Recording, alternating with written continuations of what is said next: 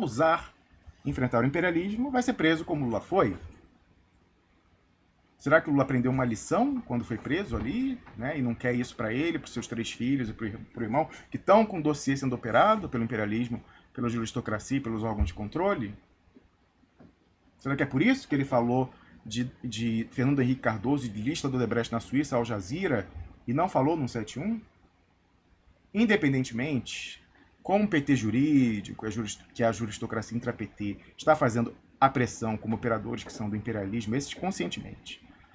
No ouvido do ex-presidente Lula para que parta para a composição em benefício apenas dele e da sua família, nós temos que seguir com a nossa campanha pública, dentro e fora do Brasil, de exposição do dilema claríssimo que está diante do ex-presidente Lula. Ou, malgrado consequências, a despeito de consequências no plano pessoal familiar, fechar de uma forma desesperada a última chance com a causa do povo brasileiro, ou se render e compor com o imperialismo, compor com seus operadores locais, os generais e a juristocracia. Eu gosto desse papel de chamar esse constrangimento público e conclamar você a que torne o ambiente da Web 3.0 infernal para quem quiser mascarar, fingindo que em 2022 vai ter eleições que podem decidir se o Brasil fecha, continua sendo bucha de canhão do imperialismo ou se reorienta como se reorientou a Argentina para fechar com seu interesse nacional e se aliar de forma soberana às potências eurasianas. Eu não gosto desse papel de expor isso. Tenho certeza que você, quando parte para o online shaming, para o constrangimento digital nas redes, cobrando internamente, para que, de uma forma muito direta, o pessoal que está na fila da degola, funcionalismo público, a reforma administrativa, os empregados estatais a serem privatizadas, pressionem os pelegos dos sindicatos para que esses cobrem de Lula, que fale também no Brasil, de lista do Odebrecht, a gente não gosta desse papel. Eu não gosto de constranger. Se eu pudesse escolher, eu não faria isso. Mas eu não tenho escolha porque o Brasil não tem escolha. Então cabe a gente cobrar, sim, toda a liderança do PT e, em particular, o ex-presidente Lula. Dentro do Brasil e fora, com a ajuda do Pepe Escobar, para quando for dar entrevista fora, passar o calor que o ex-ministro Dirceu passou dando entrevista na Argentina, como você ouviu ainda há pouco. Esse é o nosso papel. É desagradável? É desagradável, mas é a última chance do Brasil. Tá certo? Então, meu amigo, minha amiga, a live já está longa, eu não vou alongar mais falando de algo até desagradável, né?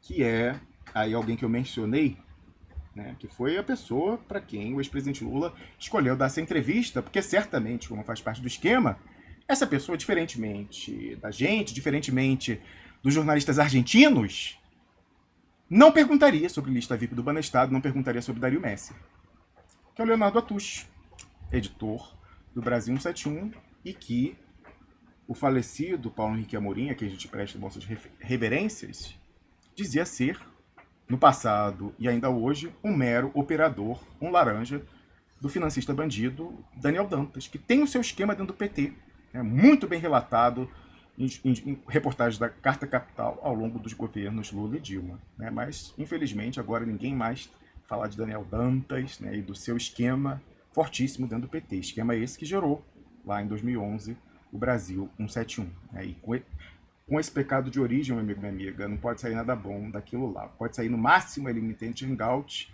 não, no mínimo limitante hangout, e no máximo trabalho para o imperialismo, para o interesse da finança bandida, associado não aos interesses nacionais, mas aos interesses do imperialismo.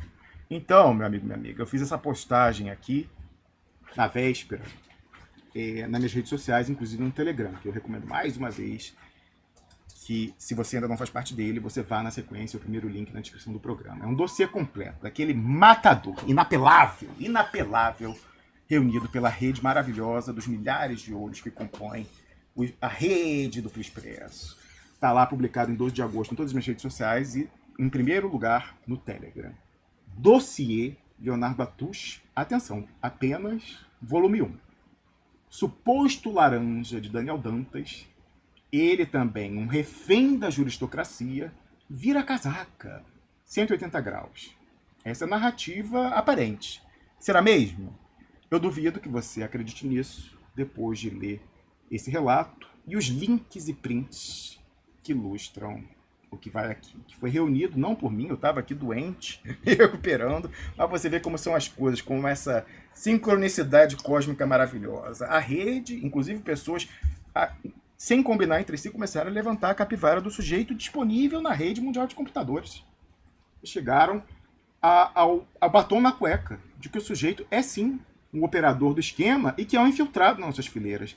Nada, a não ser que ele venha a público explicar essa conversão digna de estrada para Damasco, e para falar para falar do Levante, de Elias-Jabur, a região ali entre o Líbano e a Síria, a não ser que ele explique como que ele encontrou Jesus, ficou cegado e depois se converteu 180 graus, a gente quer entender como que o sujeito que até outro dia fazia coisas opostas ao PT, opostas ao ex-presidente Lula, num nível de Augusto Nunes, de repente quer se vender como o mais petista dos petistas.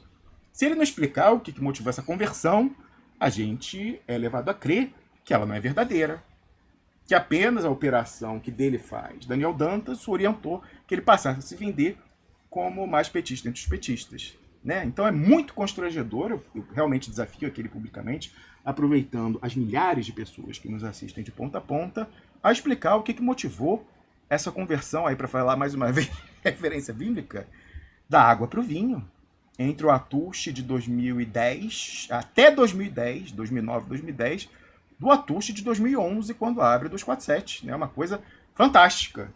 Né? Veja isso aqui, ó. Prints e links, né? Porque aqui, mais uma vez, meu amigo e minha amiga, aqui a gente, quando sai a campo, a gente sai para matar, inapelado. Então, tudo já salvo no Web Archive, prints diversos salvos, não apenas por mim, mas por toda a rede Duplo Expresso, não há mais como voltar atrás. Os recibos já foram gerados. Então, vamos dar uma olhadinha aqui, eu acho que vale a pena, né? Então, olha só.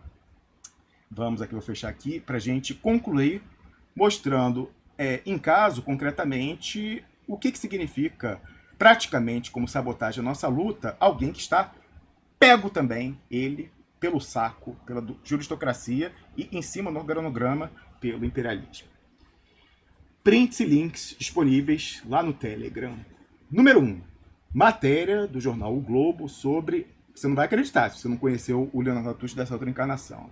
Sobre o lançamento do livro do mesmo Leonardo Atush, livro de 2006, atacando o PT, trazendo relato em primeira mão, antes mesmo da Polícia Federal e da CPI, de ex-secretário do operador do mensalão Marcos Valério, durante essa crise, que quase levou ao impeachment do ex-presidente Lula. Detalhe, a apresentação do livro do Atush é feita por um então deputado do PSDB, um dos mais virulentos verdugos do PT naquela CPMI, o Gustavo Frutti. Aí você vai lá, aqui, ó, leia depois aqui, que é imperdível você ver esse release do livro, não é à toa que o Globo deu amplo destaque a esse livro de Leonardo Atush. Aí aqui você vê, ó, será que é o mesmo Atush? Vamos ver a fotinho aqui. Olha ele aqui, cadê o Atush? Ó, é ele, mais novo, né, tinha cabelo ainda, mas é ele, é o mesmo Atush, né, escreveu o primeiro livro sobre a questão do mensalão. Aí na sequência, olha aqui a capa do livro, né? Certamente ele não... não sei se ele tirou de circulação, mas já falei, Deus perdoa, a internet jamais. Tá aí disponível a todo mundo. Ó, Leonardo Atush publica A CPI que abalou o Brasil. Os bastidores da imprensa e os segredos do PT. A apresentação de um dos maiores verdugos do PT, Gustavo Frutti. Aí aqui atrás, né, alguns recortes para você ver qual era a orientação. Olha o que aqui, aspas para Atush de 2006. Oficialmente, a campanha do PT em 2002 arrecadou 33 milhões. Outros 200 milhões foram obtidos por fora. Um único banco doou, utilizando seu Caixa 2, 30 milhões. No fim de 2004, Marcos Valério procurou um aliado no PT e disse: Roberto Jefferson é mal resolvido com a mulher. Gente assim sempre dá problema. O PT devia 17 milhões ao PTB. Collor teria mandado o emissário procurar Delúbio Soares, queria um pacto com o PT para repatriar dólares mantidos no exterior. Delúbio negou e Collor passou a compará-lo a PC Farias. Aí conclui aqui o que está no verso do livro. Em setembro de 2004, eu, Leonardo Atush, havia feito uma capa com Delúbio Soares. Atenção a essa parte, porque o Protógenes Queiroz, ex-delegado da Polícia Federal, descobriu a verdade sobre isso aqui. Qual que é a narrativa fake vendida por Leonardo Atush no livro de 2006? Em setembro de 2004, eu havia feito uma capa com Delúbio Soares, foi procurado por uma mulher misteriosa. Aí, aspas, ele não é nada disso, do que você escreveu, disse ela. Do outro lado da linha estava a secretária opa, ai, não manda essas porcarias, não, gente, é brincadeira, eu odeio o inbox do Facebook, se eu pudesse apagar essa porcaria. Mas, enfim, a secretária de Marcos Valério. Será mesmo? Será que foi assim que o Atush... Puta que pariu, cara, eu odeio essa merda de inbox do Facebook, se eu pudesse matar uma... Bom, vamos à verdade aqui, ó. Qual é o segundo documento que a gente anexa de forma inapelável?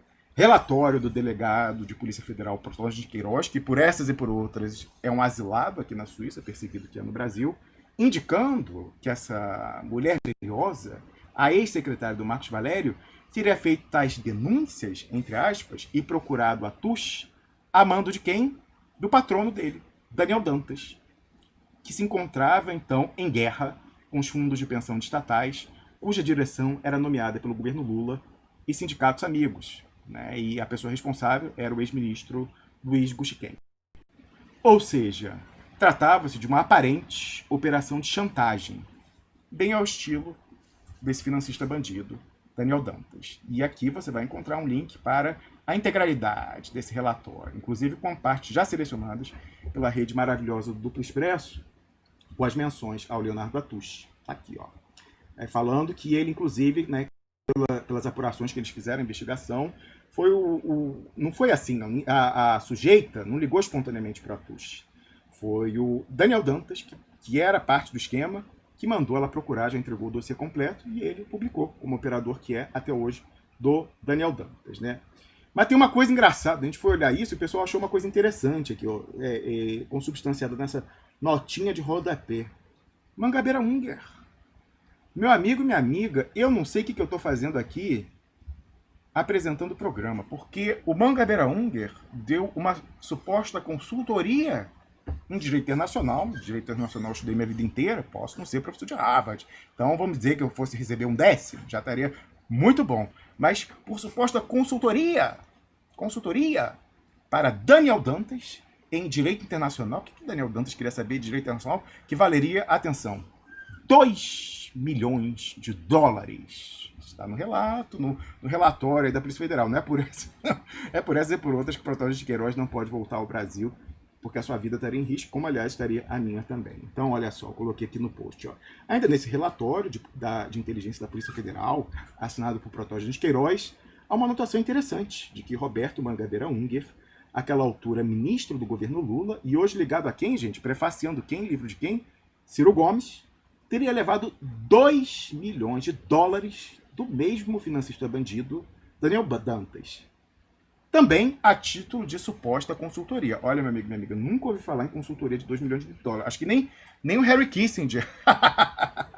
Para falar de outro bandido, nem o Harry Kissinger leva 2 milhões por suposta consultoria. É muito esquisito. Explicar essa história aí. Vai seguindo.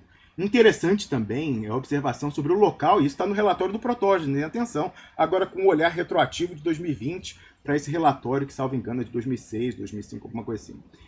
Interessante também a observação nesse relatório sobre o local em que Mangabeira Unger, sobre quem paira a suspeita de ser um recrutador da inteligência americana, sobre o local onde ele dava expediente. Né? E dar expediente na gíria tem um segundo significado. Sabe onde que era, meu amigo e minha amiga?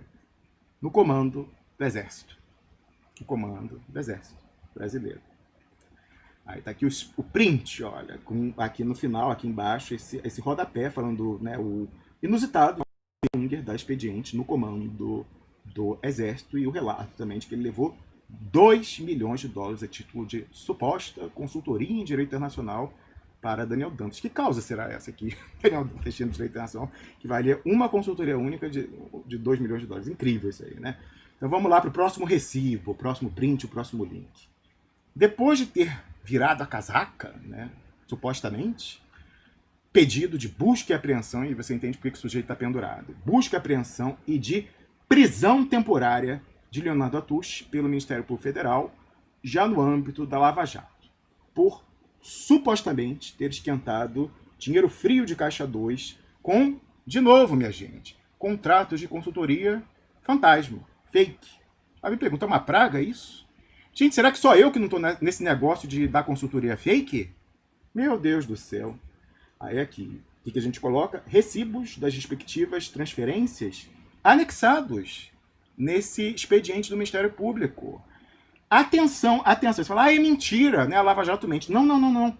As transferências sequer foram contestadas pelo beneficiário, Leonardo Atush. Ele falou, não, teve transferência, mas eu prestei a consultoria sim para o Milton Pascovitch. E no processo eu vou poder provar isso. Seria interessante que ele, além de dizer o que motivou a sua guinada ideológica 180 graus, também mostrasse, né, concretamente em que consistiu essa consultoria pela qual ele recebeu, e assume que recebeu, R$100 mil de um lobista, o Milton Pascovitch, pego na Lava Jato. O que é certo é que se a Lava Jato quisesse, o sujeito estaria preso. Se ele não está, ele quer. E aquela história do juiz administrativo, uma questão de conveniência e oportunidade. Quando ele entregar que é do interesse da Lava Jato, do golpe, do imperialismo, vai continuar aí solto fazendo entrevista chapa branca. Não é? Aí aqui tem a integralidade nesse link do pedido do Ministério Público Federal de busca e apreensão e prisão temporária. Veja você, o Sérgio Moro foi mamãe com ele. O Dallagnol, o Paludo pediram prisão temporária, o Sérgio Moro falou, não, eu vou só chamar ele para conversar. Vai ser só uma condução coercitiva. O que será que eles conversaram? Né? O sujeito se entendeu que o Sérgio Moro não houve prisão temporária, diferentemente das outras pessoas que estão arroladas nesse ofício do Ministério Público. No caso dele, uma conversa bastou. Não precisou de prisão temporária, não. E no caso dele, Sérgio Moro foi uma mãe. Também poderia esclarecer a gente.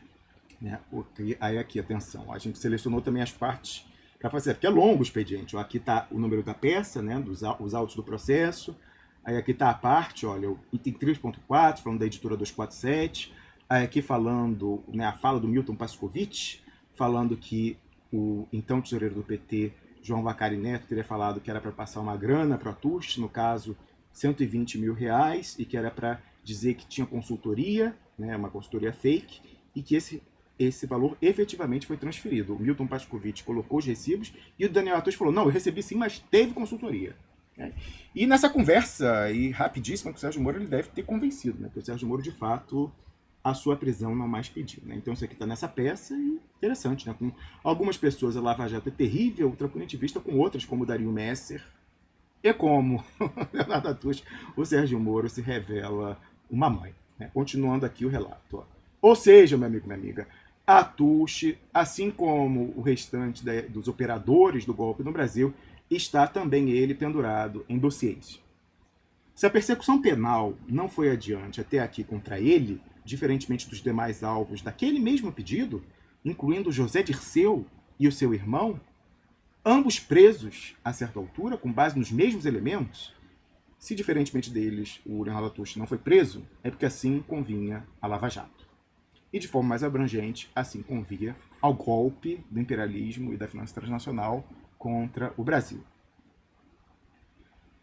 Por que será, minha gente? Por que será?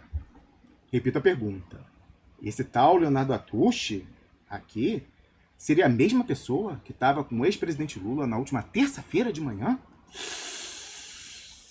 Ah, era digital.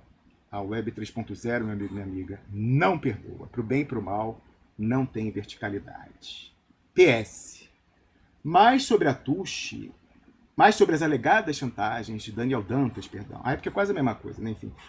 Um operava a chantagem, né? É a corda e a caçamba.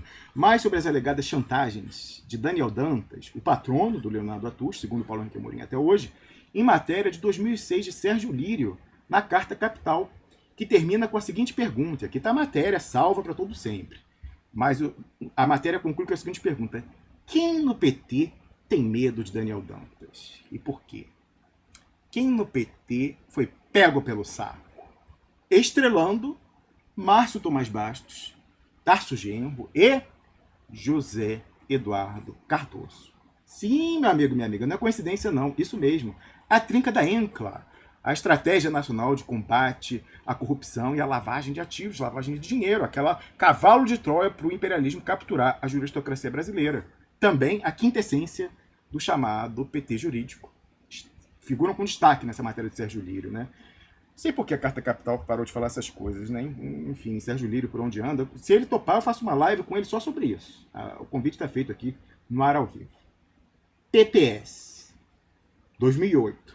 Vê plantação de Daniel Dantas pela caneta do seu laranja, Leonardo Atush, ameaçando Lulinha, o Fábio Luiz, filho do Lula, no caso Oi Game Corp, aquela história da empresa que foi comprada. A pressão surtiu efeito? Paulo Henrique Amorim sempre disse, porque trata-se disso, ele ali vai criticar os termos que teriam sido oferecidos ao Daniel Dantas para se calar diante da fusão Brasil Telecom Oi. Seja causa e efeito, seja apenas por relação, o fato é que, no final, o Daniel Dantas saiu muito bem, obrigado, da fusão Brasil Telecom Oi. Não se sabe se como resultado de chantagens como a feita ali por Daniel Dantas usando a caneta de Leonardo Atush. O que é certo é que Paulo Henrique Amorim, que muita falta faz, sempre disse que a fusão Brasil Telecom Oi, que ele chamava sempre de patranha, teria sido, aspas para ele, a página mais escura do governo Lula. E arrematado, Dantas levou ali um cala-boca de $1 bilhão. De dólares, não foi de reais, que nem, que nem o Dario Messer, não. Seguindo. O banqueiro bandido, Daniel Dantas, conseguiu o que queria, operando alavancas, para o que usou, entre outros meios, Leonardo Atush. Tina, sai! Desce! Desce! Desce! Desce! Pronto, já saiu minha cachorra aqui que quer atrapalhar a transmissão. Aí aqui a gente coloca o print lá, tá salvo para todo sempre, não tem jeito não. Até aqui o print, no caso, acho que foi em link que coloquei lá no Twitter, de uma das pessoas que ajudou a gente a levantar, Zuzu Palomone, lá nas redes sociais, o print e o link para a matéria em que Daniel Dantas tentava chantagear Lula, chantageando o seu filho, usando a história da Game Corp. Tá aqui, ó, a fotinho dele, na coluna dele na revista Isto É, ou como alguns chamam, Quanto É, intitulada E Lula Disse Oi. Aqui ele vai falar do Lulinha, da Game Corp, etc e tal. Como resultado disso, ou não, o certo é que o Daniel Dantas, depois disso, conseguiu o que queria. $1 bilhãozinho, né?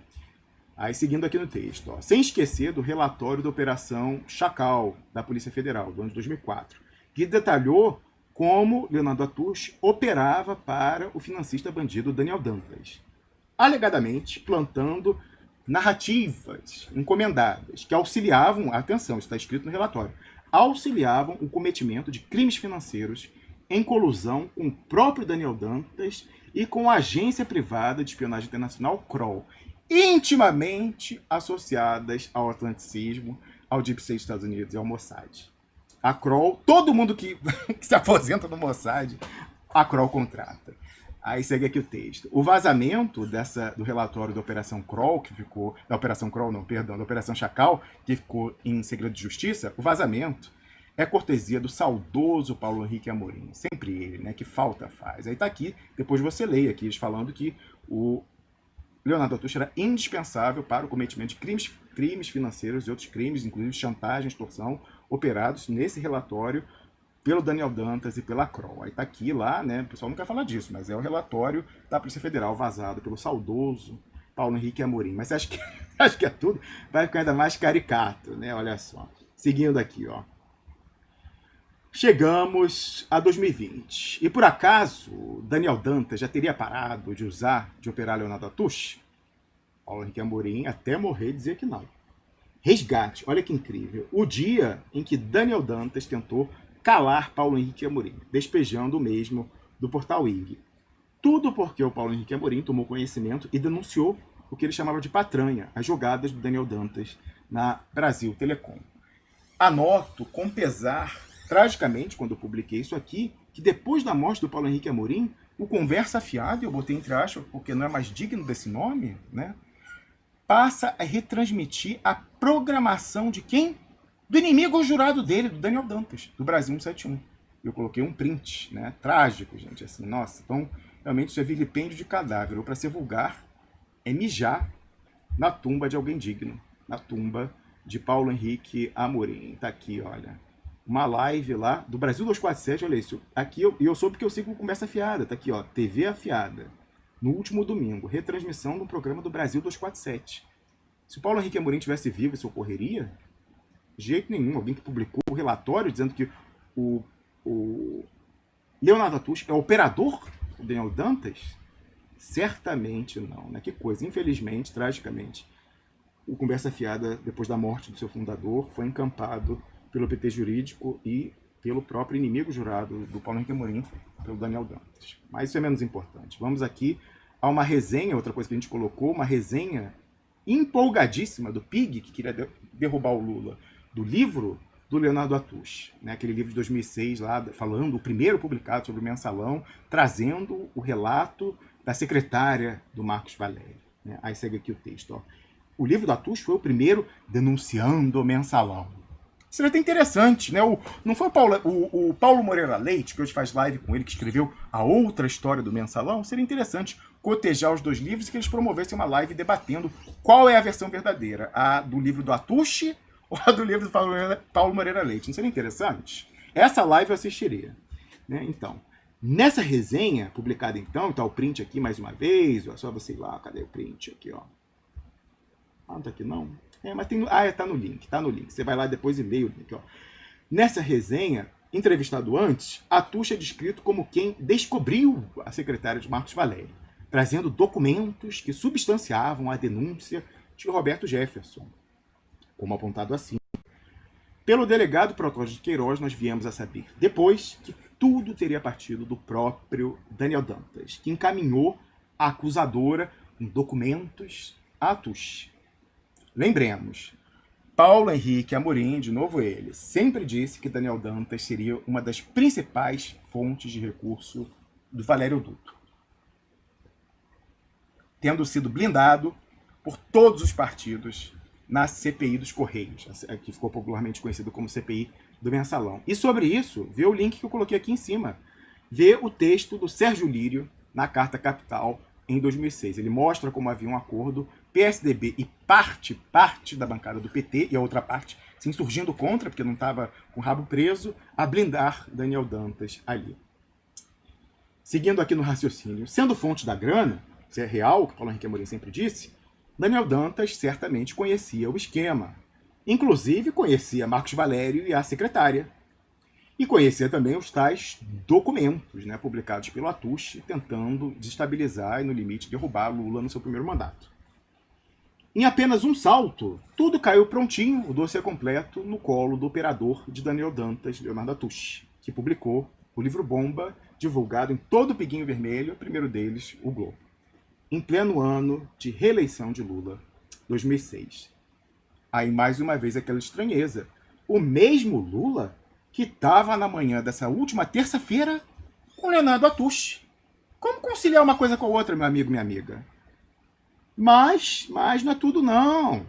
Faltam ainda os acessórios citados na resenha pelo Atush. E ele fala o seguinte, olha, eu não trago apenas o depoimento bomba da secretária do Marcos Valério com documentos, não. Eu trago também a confirmação de duas fontes internas na alta hierarquia do PT que confirmaram tudo e me passaram mais fonte ainda para eu tentar fustigar e desestabilizar o governo Lula e, no limite, impedir sua reeleição. E aí fica a pergunta, quem eram esses dois traíras dentro do PT indicados pelo Leonardo Atush como fontes internas que respaldavam a secretária? Como ele afirmou na divulgação do livro Bomba, na entrevista que dá ao Globo. Essa era uma boa pergunta, não era? Quem eram os traíras no PT, que tentavam destabilizar e impedir a reeleição do Lula? Era uma boa pergunta que o próprio Lula podia ter feito na última terça-feira, quando estava com uma live com esse Leonardo Atush. Né?